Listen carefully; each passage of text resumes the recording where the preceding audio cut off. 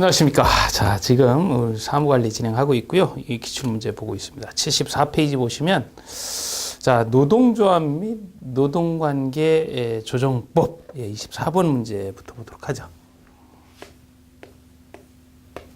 자, 24번 문제는 이제 노동조합 및 노동관계 조정법 이렇게 봤을 때 이렇게 이제 노동조합과 관련된 부분이에요. 노동조합과 관련된 부분. 노동조합과 관련된 부분. 그래서 이제 노동조합과 관련된 부분하고 노동관계 조정법 관련된 부분 이제 이렇게 해서 이제 구성이 되는데 우선 이제 노동조합에서 이제 하셔야 될 부분은 이제 정의입니다. 정의. 그리고 이제 일반적인 절차인데요. 우선 요 이제 절차적인 측면에서 2명 이상이면 노동조합 설립이 가능하다. 두 번째, 고용된 근로자 노동조합 설립할 수 있다. 그러니까 근로자 개념으로 이야기할 때, 이 임금을 목적으로 근로를 제공하면 우리 이제 근로자로 보니까 이거 가능하고요. 그런데 이제 3번 같은 경우, 이제 이렇게 해놔서 좀 그런가요? 예. 자, 정의, 절차 이렇게 봤을 때 이 무보수 근로자는 사실 엄밀하게 얘기하면 근로자가 아닙니다. 왜? 임금을 목적으로 하지 않잖아요. 그죠? 그래서 답은 3번. 그래서 사실 이제 이건 이제 예전에 아주 초창기 때 나왔던 문제예요. 좀 간단합니다. 그죠? 총회는 뭐 연 1회 이상 한다. 뭐 이런 거죠. 총회, 연 1회 이상. 연 1회 이상. 자, 그래서 답은 24번은 쉽게 요 3번을 찾았습니다. 자, 그 다음에 이제 25번 문제인데요. 25번도 노동조합의 일반적인 이야기를 물어보고 있어요. 그래서 그 5번 지문 보시면 요 총회는 연일에 이상 한다가 같잖아요. 그죠? 지문이 같습니다. 그리고 그 1번을 보시면 조합비 이야기를 합니다. 조합비를 납부해야 돼요. 이거 이제 권리 제한이 가능합니다. 그 다음에 공무원은 공무원 노조 이런 게 이제 별도로 되어 있고요. 그 다음에 3번 보시면 해산은 15일 이내에 하도록 되어 있어요. 자, 그리고 거기 이제 4번에 보시면 이 이제 제출을 누구한테 하느냐 신청에 대한 이야기인데요. 이 신청은 좀 간단하게 좀 보면 이런 거죠. 자, 이렇게 시군구에 하는 거예요. 근데 시군구가 2 이상 겹친다. 그러니까 시군구가 이렇게 2 이상이다. 그러면 어느 시군구에 가기가 애매하니까 이럴 땐 시도한테 갑니다. 시도지사. 근데 시도가 또 2개다. 그럼 어디 가기 애매하니까 이때 이제 국토부 장관한테 가죠. 고용노동부 장관. 고용노동부 장관. 그래서 이제 일반적으로는 시군구한테 가고요. 2 이상 있으면 시도, 그리고 2 이상의 시도면 고용노동부 장관. 이렇게 진행하도록 하고 있어요. 그래서 지금 이제 4번 지문 보시면 2 이상의 시군구다. 그러면 고용노동부 장관 가는 게 아니라 시도로 가죠. 예. 그래서 4번이 잘못되어 있습니다. 자, 그 다음에 이제 18회 때 문제. 18회 때 문제는 이제 단체 협약 이야기니까 이쪽 이야기를 하고 있어요. 단체라고 하는 것은 근로자 단체인 노동조합하고 사용자 단체가 이제 협약을 맺는 거죠. 그래서 이 협약도 2년 이내 기간을 정하도록 하고 있어요. 그러니까 근로계약 기간하고 같습니다. 그런데 이제 여기서 문제는 뭐냐면 근로계약 기간은 딱 계약 기간을 정하고 일을 하니까 관계없는데 단체 협약은 이렇게 쭉 진행하다가 2년 하나 지나고 또 요게 또 2년 또 여기 2년 이렇게 이제 이렇게 가다가 여기에 협약이 안 돼요. 협약이 이제 이렇게 협약서 작성을 해야 되는데 협약이 성립이 안 돼요. 그러면 이때 그 협약했던 내용이 이제 여기에 이제 영향을 어디까지 미치느냐 뭐 이런 문제점들이 있습니다. 그래서 이제 3개월 이내에 이제 이렇게 미치도록 이렇게 하고 있는데 일단 전체적으로 요 단체 협약에 관련된 문제 보도록 합니다. 자, 26번이고요. 26번. 행정관청은 협약 중 위법한 내용이 있는 경우에는 노동위원회 의결을 거쳐 시정명령 당연히 할 수 있겠죠. 단체 협약의 당사자는 30일 이내에 이를 행정관청에 신고하라 그랬는데 이 행정관청에 신고 아까도 잠깐 고용노동법 이야기를 안 했나 15일이네. 이렇게 어떤 이 행정관청에 신고를 할 때는 다 15일 이내 하도록 돼 있어요. 15일 이내. 그래서 우리 아까 몇 페이지였죠? 25번에 해산 신고도 15일 이내 했었잖아요. 25번 문제에서. 다 이제 15일 이내 한다. 그래서 답은 이제 2번이 선택이 되었네요. 근데 이런 게 사실은 만만치 않습니다. 예. 단체 협약은 2년 이내, 2년을 초과하게 할 수는 없다는 거죠. 2년이. 그러니까 이거는 근로계약 기간하고 같다. 이렇게 생각하시면 되고, 단체 협약에서 뭐 아주 그 근로자 대우에 어떤 아주 기준이 되는 것을 위반하는 어떤 협약을 했다. 이런 건 다 무효입니다. 예. 자, 그 다음에 5번 지문을 잘 좀 이해를 하셔야 되는데, 이게 이제 이런 지문이 나온다는 걸 좀 주의하셔야 돼요. 하나의 또는 사업장에서 상시 사용되는 동종 근로자 반수 이상의 하나의 단체 협약 적용을 받는다 하게 되면 나머지 사업장도 단체 협약이 적용된다. 이게 이제 일반적 구속력이라고 하는 거예요. 이 일반적 구속력이 있고 지역적 구속력이 있는데, 일반적 구속력이라고 하는 거는 지금 이제 보시는 것처럼 이 노동조합인 근로자 단체가 사용자 단체는 하나겠죠. 근데 그 노동조합은 복수기 때문에 이게 이제 A 노동조합이 있고 B 노동조합이 있고 C 노동조합이 가령 있다면 이거하고 갑이라고 하는 그 사용자 단체와의 어떤 협약을 이야기를 하는데 누구하고 협약한 거를 나머지한테 적용시킬 거냐, 각자 적용시킬 거냐 이런 얘기예요. 그래서 이 중에 A가 여기서 이야기하는 반수 이상이다. 여기가 A가 근로자가 반수 이상이 가입돼 있다. 그럼 여기에서 체결한 이 단체 협약이 여기에도 다 적용이 된다. 이제 그 얘기를 하고 있는 겁니다. 지역적 구속력은 지역에서 3분의 2 이상이 가입된 경우에 나머지에 영향을 미쳐요. 좀 다르죠? 여기는 반수 이상이고 지역적 구성력은 3분의 2 이상입니다. 어쨌든 26번의 5번 지문은 옳은 표현을 하고 있기 때문에 이게 잘 뭐 어렵지 않게 느낄 수 있지만 이걸 틀린 표현을 했을 때는 주의를 하셔야 돼요. 26번. 예. 그래서 노동조합 및 노동관계 조정법의 내용을 보셨어요. 자, 그 다음에 이제 보험관리와 관련된 부분인데요. 보험관리와 관련된 부분. 특히 이제 보험 관리 그러면 산재입니다. 산재 보험. 그래서 산재 보험 하면 급여가 굉장히 중요하고요. 출제도 많이 됐습니다. 그래서 이 급여는 업무상 부상 또는 질병에 의해서 이제 치료를 다 받고 이제 치유된 후 또 사망 시 뭐 이럴 때 받는다 그랬죠. 이거 이제 치료를 받아야 되고 치료 중에 받는 게 요양급여 대신에 요양으로 인하여 회사에 못 가면 휴업급여.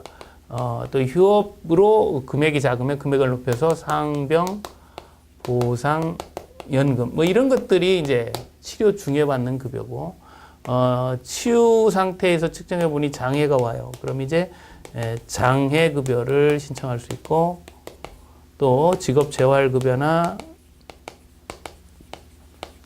간병급여 이런 것들을 선택할 수 있다 그랬죠. 그래서 이 간병급여는 이렇게 요양급여를 받던 자가 치유된 후에도 간병이 필요하면 받는 급여다 그랬어요.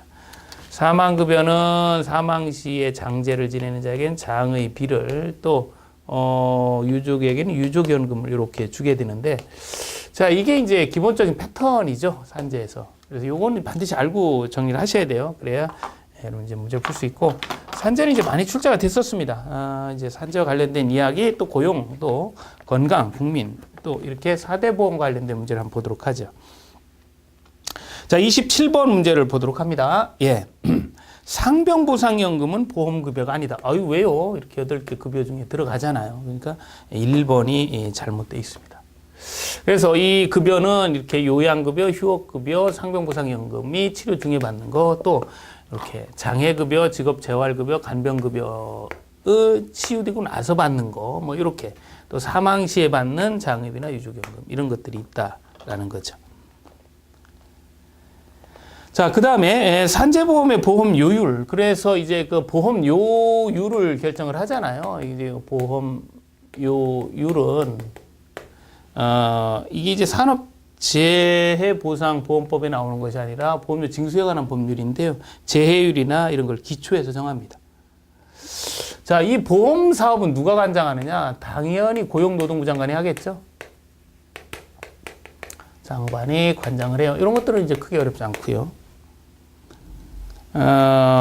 예, 요게 이제 1번, 요게 이제 답이었어요. 예. 그 다음에 14일 이내 공단에 신고를 하고, 산재보험료는 이 전 단계가 뭐냐면 재해보상에서 오는 이야기라서, 근로기준법상 재해보상을 면탈하기 위해서 하는 거기 때문에 이건 다 사용자가 가입을 하는 거예요. 그러니까 사용자 부담을 하는 겁니다. 전액.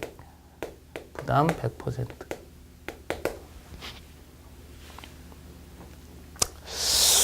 자, 이렇게 이제 보셨고요. 그 다음에 이제 28번 문제를 보실 텐데, 이제 여기에서 이제 조금 어려운 표현이 하나가 나옵니다. 일단 이 전체적으로 봤을 때 이 산재보험 급여를 받잖아요. 근데 이제, 내가, 좀 부당하다. 그러면 이제 구제를 좀 해야 되는데, 그래서 이제 어디에 구제 신청을 할 거냐. 이 불복 구제 신청 이야기가 나와요.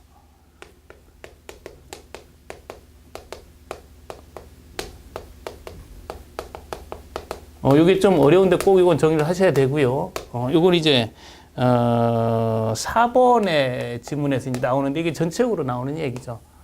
그래서 이거는 뭐 기본 강의에서 정리를 했기 때문에 좀 간단하게 보면 이렇게 산재, 고용, 건강, 국민연금의 경우에 1차적인 형태로 그 구제 신청 이걸 이제 이렇게 우리는 이제 1차적인 성격을 갖는 것과 이제 2차적인 성격, 그러니까 1차 한 것 가지고 다시 한번 하는, 이렇게 이야기할 수가 있는데, 그래서 1차적인 성격은 다 공단이 하죠. 공단.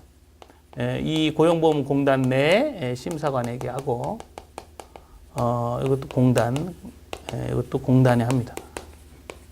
2차는 다 재심사위원회 하죠. 재심사위. 이거는 심사관이기 때문에 그냥 심사위에 재심사 신청을 하죠. 이거는 건강보험 분쟁조정위원회에 하고요. 이것도 재심사위에 합니다. 이것도 기계적으로 암기를 좀 하고 계셔야 돼요. 자, 보도록 합니다. 28번. 보험사업은 고용노동부 장관이 관장한다. 이건 이제 한 번 더 나왔죠. 지문이. 이렇게 이제 중복이 되고. 그 다음에 장애급여는 언제 받는 거냐? 요 장애급여. 요 장애급여는 언제 받는 거냐? 요 화살표를 보면 부상 또는 질병이 있어서 이제 치료를 다 했는데 치유되고 나서 보니까 장애가 있을 때 장애급여 받는 거죠. 지금 보면 2번 보시면 장애급여는 근로자 업무상 사유에 의해서 부상을 당하거나 질병에 걸린 경우에 근로자에게 지급한다. 이건 아니죠. 이렇게 된 경우에 치유되고 나서 장애가 있을 때 지급하는 거죠. 그래서 이제 2번이 잘못된 겁니다. 그래서 화살표 관계를 잘 출발하셔야 돼요. 이것도 이제 많이 틀린 지문이죠. 자, 거짓으로 받았다. 그럼 이제 2배를 징수해요. 2배를. 뭐 이제 일반적으로 나오는 얘기고. 자, 4번 보시면 불복이 있다 하게 되면 심사, 1차가 이제 심사 청구고 2차가 이제 재심사 청구가 되는데 이 심사 청구는 어디다 하느냐? 1차 공단이 한다는 거죠. 90일 이내 공단이 한다. 그죠? 당연히 이제 다쳐서 뭐 못하니까 사업주가 조력을 해야 된다라는 겁니다. 자, 그러니까 이제 지금 이 산재 문제를 풀고 있는데 이게 산재 무조건 나온다고 보시는 거예요. 그리고 이쪽에 있는 그 8가지 급여 이야기가 지문에서 꼭 한두 개가 나오기 때문에 꼭 이 부분이 정리되어 있어야 됩니다. 자, 1번 보시면 29번이에요. 29번 문제를 보도록 합니다. 29번. 업무상 재해란 뭐냐? 업무상 재해가 있으면 급여가 나오죠. 이 업무상 재해는 이런 것들을 업무상 재해라 그러죠. 업무상 부상, 질병, 뭐 또 장애, 사망 이런 거 이제 업무상 재해라고 합니다. 맞죠? 유족은 굉장히 포괄적으로 해석을 해요. 지금 보시는 것처럼 뭐 자녀, 손녀 뭐 다 포함합니다. 자, 그 다음에 3번 지문이 또 한번 나오죠. 보험급여 결정에 불복한다. 그럼 어디로 간다고요? 심사청구를? 예, 공단에 하죠. 이 공단은 근로복지공단입니다. 공단에 심사청구를 해라. 이렇게 얘기해줘.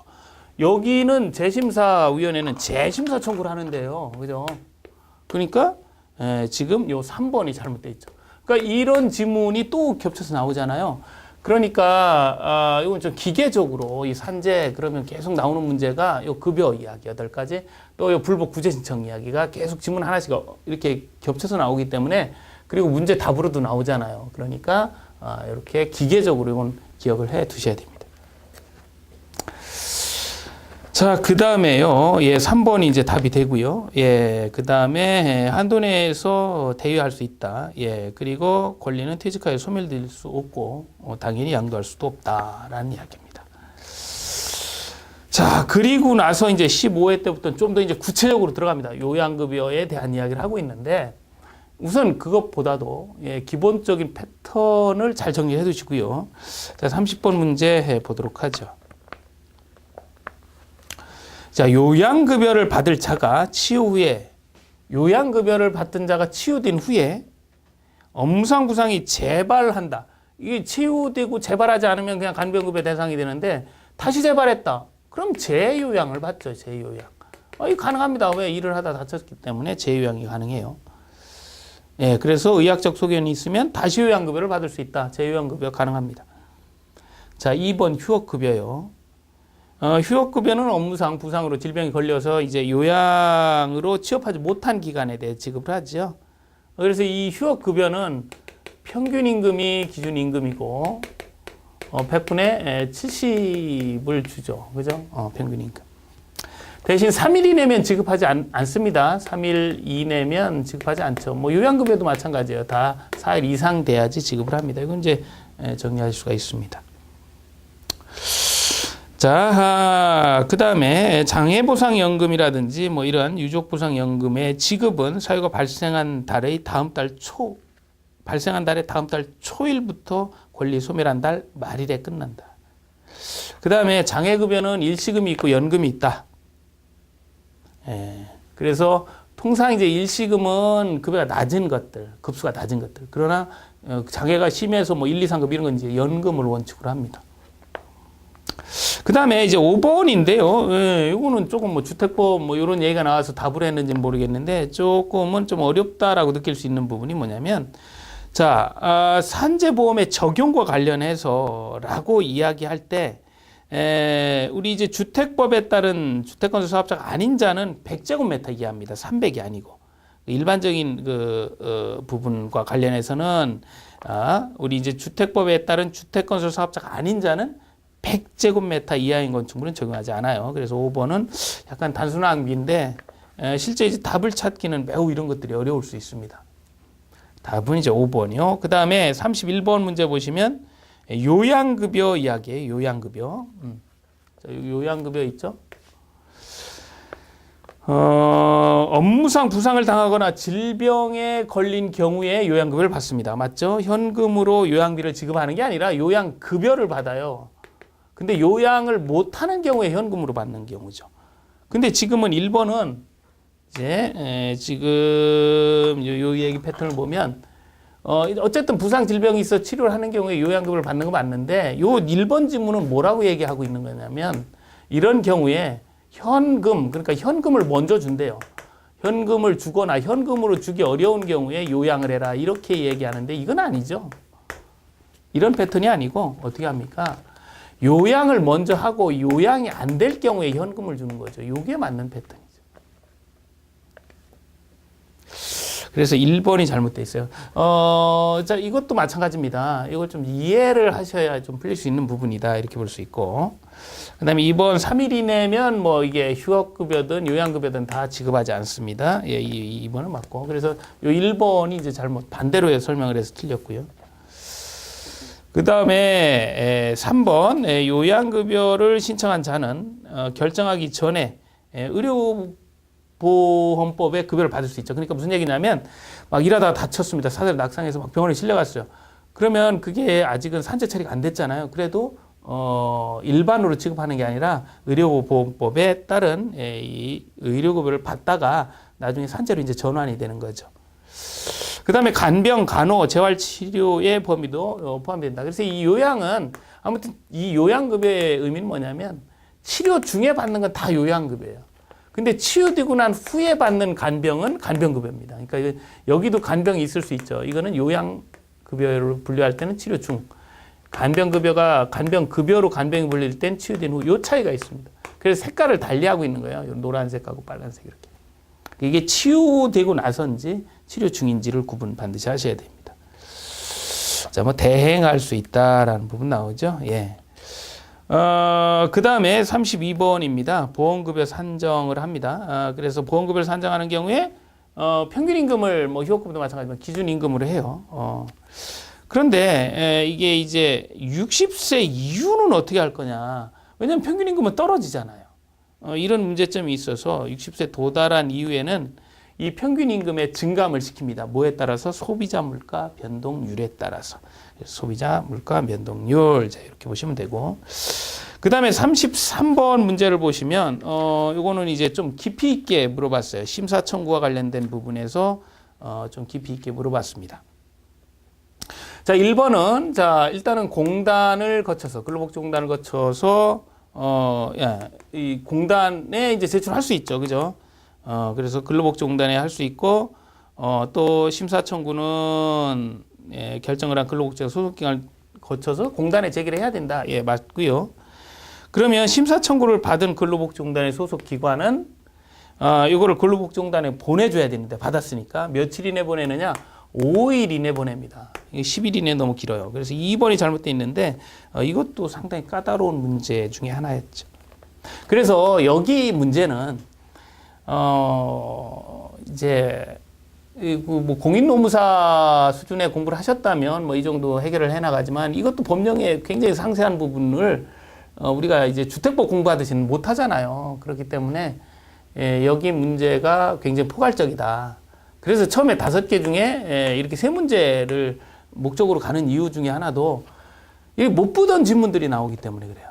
그래서 항상 이럴 수 있다라는 걸 염두에 두셔야지 이거 다 맞추겠다 이렇게 했다가 나중에 보지 못한 질문 나오면 이제 당황하게 됩니다. 그러니까 여기는 충분히 그럴 수 있다라는 걸 항상 염두에 두셔야 돼요.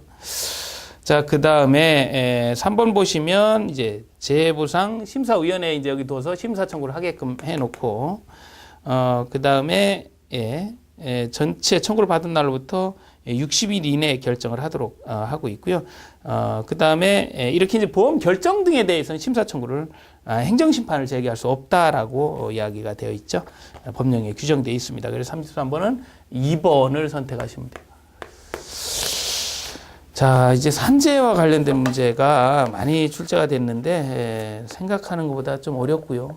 반드시 이제 기본이 되는 말씀드렸던 급여 8가지와 또 구제 절차. 이 구제 절차는 산재뿐만이 아니고 나머지 부분에도 또 영향을 또 미칩니다. 예. 자, 지금 이제 산재 문제를 보셨고 이제 나머지 이야기들. 그러니까 실제 우리 4대 보험에서 출제 봤을 때 산재 하나, 나머지 하나 이렇게 보시면 돼요. 그러니까 의외로 산재가 굉장히 많이 출제되는 걸 알 수가 있습니다. 자, 계속해서 이제 고용보험 이야기를 해보도록 하죠. 고용보험. 예. 자, 그 다음에 이제 많이 출제되는 것이 고용보험인데요. 고용보험은 크게 이제 2가지 측면, 고용보험의 혜택적인 측면하고 또 하나는 고용보험의 보험료 측면이죠. 고용보험.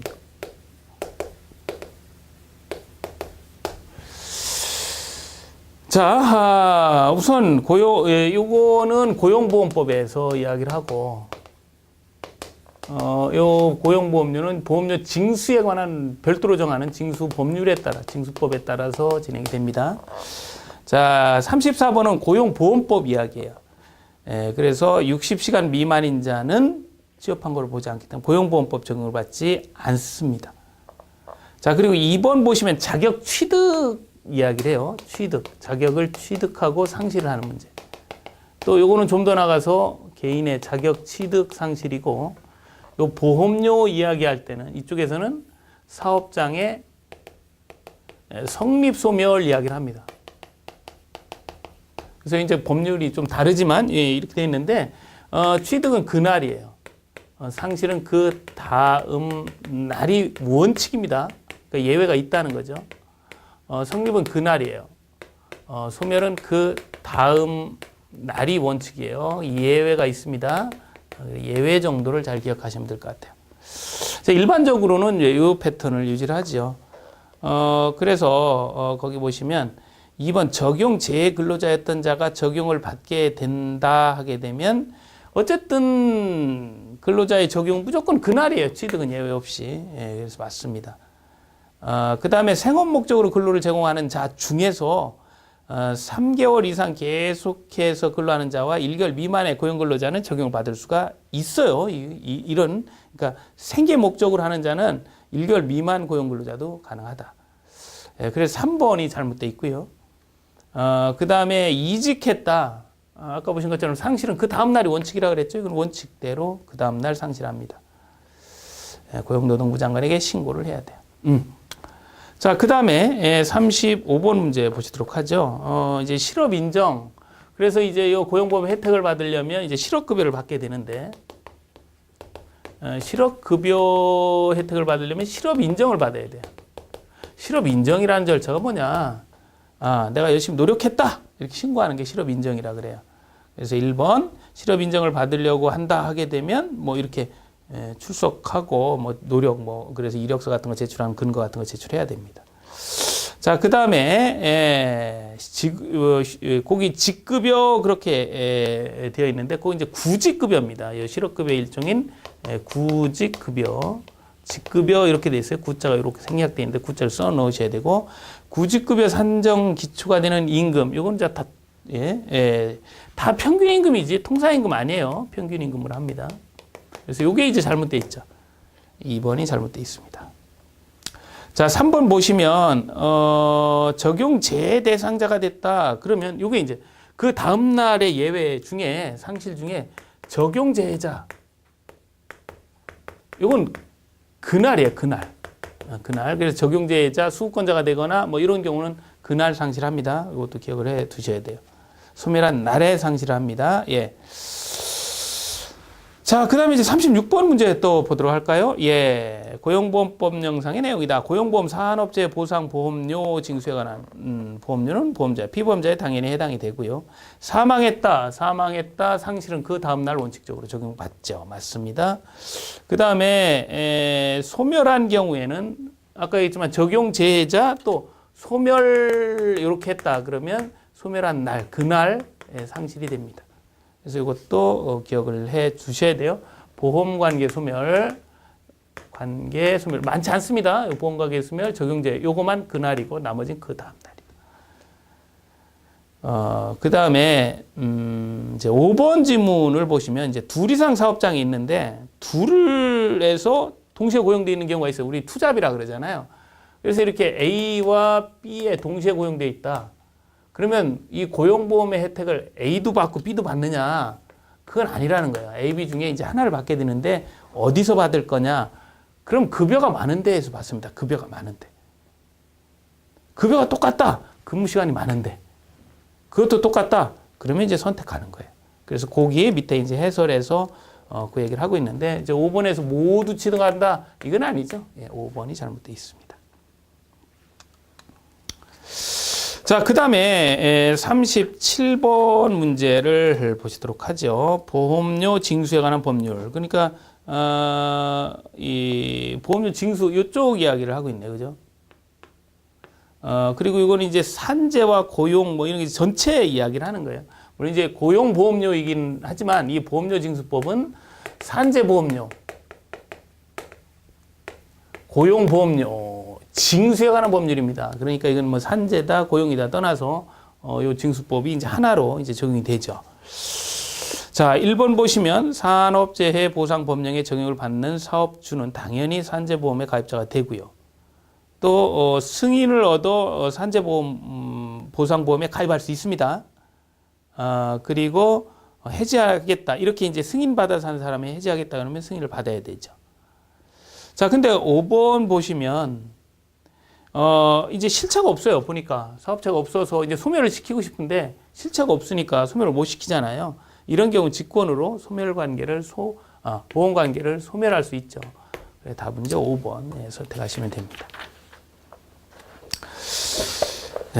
4대 보험도 만만치 않죠. 그죠? 실제, 그래서 이제, 시험장에 이제 다녀오신 분들의 말씀이 어떠냐면, 요 4대 보험 쪽은 어려워요라는 말씀을 공통적으로 합니다. 그래서 아예 처음부터 전략을 4대 보험을 100% 맞추겠다 이렇게 접근 안 합니다. 물론 이제 다행히 여러분들 공부하신 부분에서 나오면 당연히 맞추셔야 되겠지만, 그게 좀, 여러분들은 반드시 합격을 하셔야 되기 때문에 전략상 이렇게 가는 거죠. 자, 그 다음에요. 38번은 좀 이제 포괄적인 이야기를 합니다. 포괄적인 이야기를 해요. 자, 우선, 관리사무소에 근로하는 그 보험 이야기를 하는데 1번 사업 종료 근로자 수를 고려하여 18세 이상 60세 미만. 이제 국민연금법상 가입은 18세 이상 60세 미만입니다. 왜냐면 60세 이상이 되면 이제 타게 돼요. 노령연금을. 그래서 사업자가 되는데 예외 없이 되는 건 아니죠. 뭐 퇴직연금 수급권자라든지 뭐 또 기초생활보장법 따른 수급권자 이런 사람은 예외예요. 그래서 1번이 잘못되어 있고요. 자, 그리고 제 2번 지문은 좀 주의하셔야 돼요. 고용보험 가입했는데 요거 이제 보험료를 징수하는데 실업급여 보험료가 이제 직원이 내는 보험료죠. 계속해서 65세가 되면 징수를 합니다. 계속해서. 근데 65세 이후에 취업을 하면 요거는 징수하지 않습니다. 그래서 요 차이가 있어요. 그래서 거기도 보시는 것처럼 65세가 되어도 고용보험료를 계속 징수를 합니다. 자, 그 다음에, 일반적으로 14일이내 신고를 하죠. 뭐, 이렇게 볼 수 있고, 39번 문제를 보시면, 속한 달의 다음 달까지 지급을 합니다. 국민연금의 경우는 그래요. 그 다음에 만약에 이제 부정하게 이제 지급받은 경우가 있어요. 이제 요 부분과 관련해서 이제 두 가지로 나누는데, 자, 징수를 이제 초과로 받은 거예요. 초과, 이제 여기서 이야기하면 이제, 초과 지급이라고 볼 수 있죠. 지급이 됐는데 이게 부정하게 받았느냐, 부정하게 해서 지급을 받았느냐, 아니면 오류로 이게 지급을 더 받았느냐에 따라서 환수되는 게 달라요. 그래서 이거는 그냥 그러니까 지급 금액으로 환수하고요. 환수, 요 오류, 아니죠. 부정하게 있으면 나쁜 짓을 했으니까 지급 금액에다가 이자를 이렇게 해서 환수를 합니다. 이 금액으로 환수를 하고, 그 다음에 오류는 그냥 지급 금액만 환수하겠죠. 네. 그래서 지금 이제 2번 지문 보시면, 이 사람이 무슨 부정하게 한 게 아니에요. 오류로 더 받은 거예요. 그러면 환수할 때는 이것만 환수하면 돼요. 이자는 안 줘도 됩니다. 그래서 2번이 잘못돼 있어요. 근데 만약 부정하게 이 사람이 막 서류 위조해서 받았다 그러면 이자까지 내야 돼요. 자, 그렇습니다. 예. 그 다음에 그 5번 지문 보시면, 요 얘기가 나오잖아요. 심사 청구에 불복하는 자. 자, 국민연금이죠. 요 심사 청구에 불복하는 자는 재심사 청구를 어디다? 재심사위원회에 할 수 있다. 그 얘기죠. 그래서, 5번 보시면 결정 통지에 불복하는 자는 90일 이내에 국민연금 재심사위원회에 재심사를 청구할 수 있다. 그래서 이런 지문이 이제 한 번씩 이렇게 톡톡 튀어나오니까 4대 보험의 이의신청 관계는 반드시 정리하실 수 있도록 합니다. 자, 그 다음에 이제 40번의 국민연금 법령상 사업장 가입자 가입 상실. 요것도 마찬가지예요. 이제 가입장 상실과 관련된 부분을 좀 보면, 자, 우리 이제 고용보험은 이렇게 했었잖아요. 국민연금의 경우는 여기 40번이죠. 이제 한 번씩 나왔어요. 국민연금, 또 건강보험도 한 번 나왔었는데, 이제 취득과 상실. 국민연금도 취득은 그날이고요. 상실은 그 다음 날인데, 요 상실되는 경우에 그날이 딱 하루 있죠. 적용제자에 해당하는 경우. 이렇게. 그래서 지금 이제 40번 문제 보시면, 시기가 다른 하나는 뭐냐, 그러면, 다 그날이고요. 일반적인 상실, 사망, 이런 거의 경우를 얘기하죠.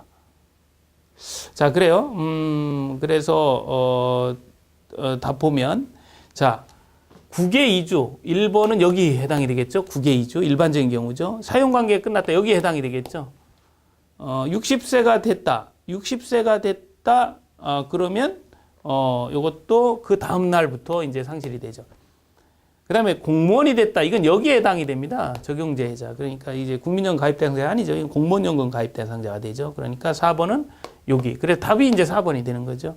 사망한 때, 예, 여기가 되겠죠. 일반적인. 그래서 이렇게 딱 하나만 돼 있는데 이게 이제 나왔었어요. 그러니까 이런 것들은 이제 한번 나왔기 때문에 또 문제를 구성하기 어렵죠. 자, 41번 문제를 보시면, 국민연금에서 똑같이, 건강보험에서 똑같이 얘기를 합니다. 건강보험. 이것도 마찬가지예요. 취득은 그날이고요. 상실은 그 다음 날입니다. 근데 예외적으로 그날이 있어요. 이것도. 이거는 이제 피부양자가 됐다든지, 뭐 적용제자, 수급권자가 됐다든지, 뭐 이런 경우죠. 이런 경우 되면 이제 그날. 그래서 여기도, 옳은 것은 그랬는데, 상실하는 시기에 대해서, 옳은 것은 사망한 날에 그 다음 날이 되겠죠. 국적을 잃은 날의 다음 날, 또 이민 간 날의 다음 날. 피부양자는 그날. 그래서 4번이 옳게 되어 있습니다. 수급권자도 그날. 그래서 이거 이제 정리를 해보면 고용보험은 여기 나와 있는 것처럼 이제 그 보험 관계가 소멸했거나 적용재해가 되거나 또 국민연금은 적용재해가 되거나 이거 적용재해가 여기 되어 있죠. 또 건강보험은 피부양자가 되거나 수급권자가 되거나 이런 경우만 그날이고 나머지는 그 다음날에 상실된다. 이렇게 정리하시면 될 것 같아요. 자, 그 다음에 43번 문제를 먼저 볼게요. 피부양자가 될 수 없는 자 이렇게 얘기했는데 굉장히 넓죠. 배우자, 형제, 자매, 직계, 존속 다 됩니다. 근데 5번처럼 형제의 배우자까지는 아니죠. 그래서 5번이 이제 답이 되고. 자, 그 다음에 이제 42번 문제인데 이게 좀 까다로운 문제입니다. 좀 보도록 할게요. 국민연금 같은 경우는 보건복지부 장관이고요. 이 공단이라고 할 때 이 공단은 국민연금공단을 얘기를 합니다. 예, 정리할 수 있죠. 산재보험은 고용노동부 장관이고 근로복지공단이에요. 그죠?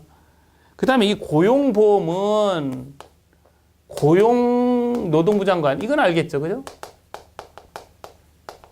그러면 그 주무관청은 어디냐? 이것도 공단인데 이 공단은 근로복지공단입니다. 고용보험공단이라고는 없어요. 아예 그런 기관은. 3번이 잘못되어 있습니다.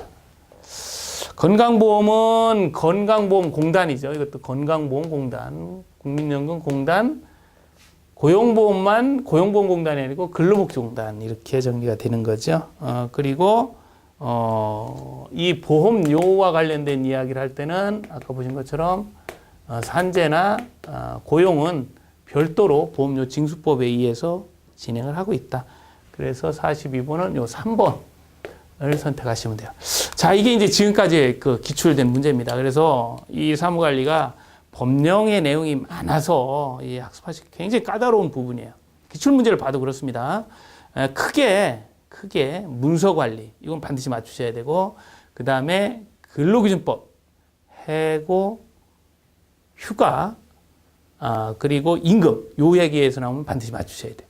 그리고 이제 개별 법률들 나오는 거는 기출을 냈던 내용 위주로 정리를 하시고 보험관리와 관련된 부분은 산재 또 이의신청 요 내용을 반드시 정리해 두셔야 지문을 여러분들이 소화하실 수 있습니다.